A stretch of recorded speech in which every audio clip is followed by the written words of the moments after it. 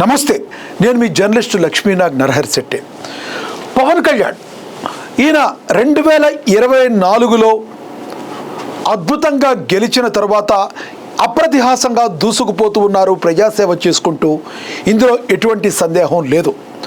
ఆంధ్రప్రదేశ్లో 100% స్ట్రైక్ రేట్తో పోటీ చేసిన 21 అసెంబ్లీ స్థానాలు, 2 ఎంపీ స్థానాలు అన్నీ కూడా గెలిచి దేశానికే దేశంలో ఎక్కడా లేని విధంగా 100% స్ట్రైక్ రేట్తో విజయం సాధించి ముందుకు దూసుకుపోతున్నారు జనసేనాని పవన్ కళ్యాణ్. అయితే జనసేనాని పవన్ కళ్యాణ్ రీసెంట్గా లడ్డు వివాదంలో కావచ్చు, ప్రతి విషయంలో కూడా హిందువులకి చాలా అన్యాయం జరుగుతుంది, దీన్ని గమనించాలి, దీనికి ముస్లిం మతాన్నో లేదంటే క్రైస్తవ మతాలనో కాదు, హిందువుల్లో ఐక్యత అనేది ఉండాలి. ఐక్యత అనేది కొరవడినప్పుడు మన హిందూ మతం మీద దాడి జరుగుతున్నప్పుడు దాన్ని అందరం కూడా ఎదుర్కొనే స్థితిలో ఉండాలి అని పవన్ కళ్యాణ్ మాట్లాడటం జరిగింది. వేరే మతాన్ని కించపరిచిన మాట్లాడిన మాటలు పవన్ కళ్యాణ్ గారు డిక్షనరీలో లేవని చెప్పడంలో అతిశయోక్తి కాదనుకుంటా బహుశా. కానీ ఎందుకో పవన్ కళ్యాణ్ని టార్గెట్ చేస్తూ అనేక కుట్రలు పన్నుతున్నారా అనే దానికి అనేక ఊతమైన కారణాలు ఉన్నాయి. తాజాగా నిన్న మనకి తెలుసు, ఎక్కడైతే ముమ్మడివరం ఉందో ముమ్మడివరంలోని సింగరాయపాలెంలోని ఒక చర్చిలో ఒక పాస్టర్ మాట్లాడిన మాటలు ఇప్పుడు పవన్ అభిమానుల్ని జనసేన అధినేత గురించి పవన్ అభిమానుల్ని జన సైనికుల్ని కార్యకర్తలు ఆ మాటకు వస్తే తెలుగు ప్రజలందరిలో కూడా ఒక కలవరపాటుకు గురి చేస్తుంది. పవన్ కళ్యాణ్ని నరకాలి, ముక్కలుగా నేనైతే నరికేవాడిని అని మాట్లాడిన మాటలు పెను సంచలనాన్ని సృష్టించాయి. ప్రధానంగా ఆ పాస్టర్ మాట్లాడిన మాటల్లో ఎవరైతే అమ్మని, అక్కని, చెల్లిని అమ్మేస్తారో వాళ్లే సనాతన ధర్మాన్ని నమ్ముతారు అని మాట్లాడిన మాట చాలా దౌర్భాగ్యమైన మాట, చాలా నీచమైన మాట. అసలు ఎక్కడన్నా మనం చూసామా?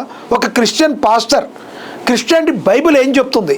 ఎదుటి వారిని హింసించరాదు, అందరినీ కూడా ప్రేమించాలి, ఇది కదా బైబిల్ చెప్పేది. ఎవరైనా కూడా నీ మంచి గురించి నువ్వు చెప్పుకోవాలి, పరమతాన్ని గౌరవించాలి, ఇది కదా సనాతన ధర్మం చెప్పేది. బైబిల్ మీకు అది చెప్పట్లేదా? బైబిల్లో ఏముంది, మీరేం చెప్తున్నారు? ఇలా సనాతన ధర్మాన్ని అవమానపరిచేలాగా మాట్లాడిన ఆ పాస్టర్ అందరినీ అంటలేదు.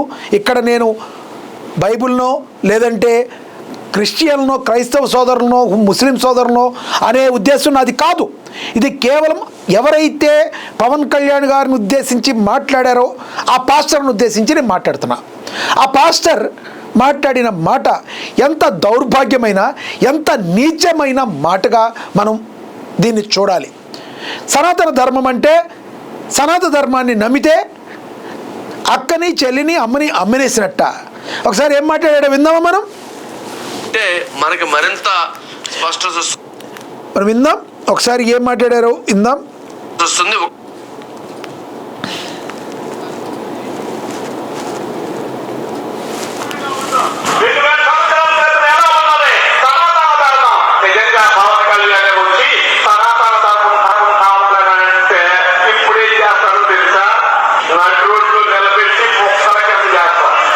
సనాతన ధర్మం అంటే పవన్ కళ్యాణ్ని ఏం చేస్తారో తెలుసా? నడి రోడ్డు మీద నిలబెట్టి మొక్కలుగా నరుకుతారంట. ఎవరండి ఈ పాస్టర్? ఎట్టంటాడు ఎవడైనా పాస్టర్ ఉంటాడా? అంటే ఎంత చిల్లర పనులు చేసేవాడు కూడా ఇట్లా మాట్లాడ్డు కదా.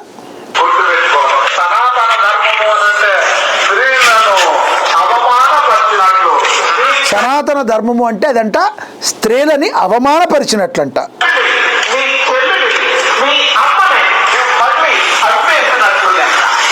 మీ చెల్లిని, మీ అమ్మని, మీ అక్కని మళ్ళీ అమ్మేసినట్టు లెక్క అంట. ఎంత దౌర్భాగ్యమైన మాటలు మాట్లాడతావురా నువ్వు అనకూడదు. కానీ ఇంత నీచత్వానికి దిగజారి నువ్వు పాస్టర్వా? పిక్ పాకెటర్ గాడే నీకంటే 1000 రెట్లు బెస్ట్. Pick pocketer గాడే. దయచేసి ఎవరు ఏమనుకోవద్దు, నేను అందరు పాస్టర్లని, క్రిస్టియన్స్ని నేను మాట్లాడతలేదు. ఏ క్రైస్తవ సోదరులు కూడా వీడి మాట్లాడిన మాటని యాక్సెప్ట్ చేయరు. అంత జుగుప్సాకరంగా నీచంగా మాట్లాడాడు. ఇట్లాంటి ఏం చేయాలి? అఫ్కోర్స్ పోలీసులు తమ పని తాను చేసుకుపోతున్నారు. ఆల్రెడీ ఆడి మీద కేసు నమోదైంది.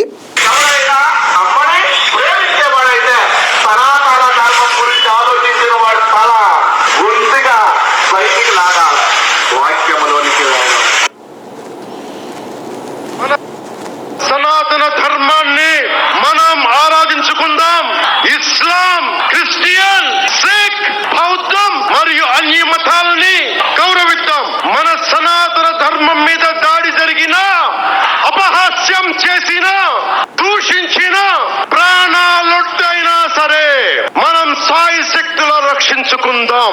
ధర్మానికి సంబంధించిన విషయం అధ్యక్ష, ఇదే ఇష్యూ కనుక, ఇదే సమస్య కనుక ఏ ఒక్క మతానికి జరుగుంటే హిందూ ధర్మానికి కాకుండా ఇంక ఎవరికి జరిగినా కానీ ఈ దేశం గగ్గులైపోయి ప్రపంచం అంతా గగ్గులు పెట్టేసేవాడు.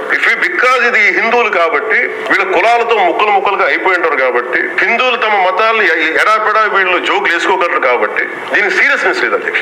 Every Hindu has to take a responsibility for this. Pawan Kalyan garu అందేంటి, ఎవ్రీ హిందూ రెస్పాన్సిబిలిటీ తీసుకోవాలి, సనాతన ధర్మాన్ని నా ధర్మాన్ని కాపాడాలి.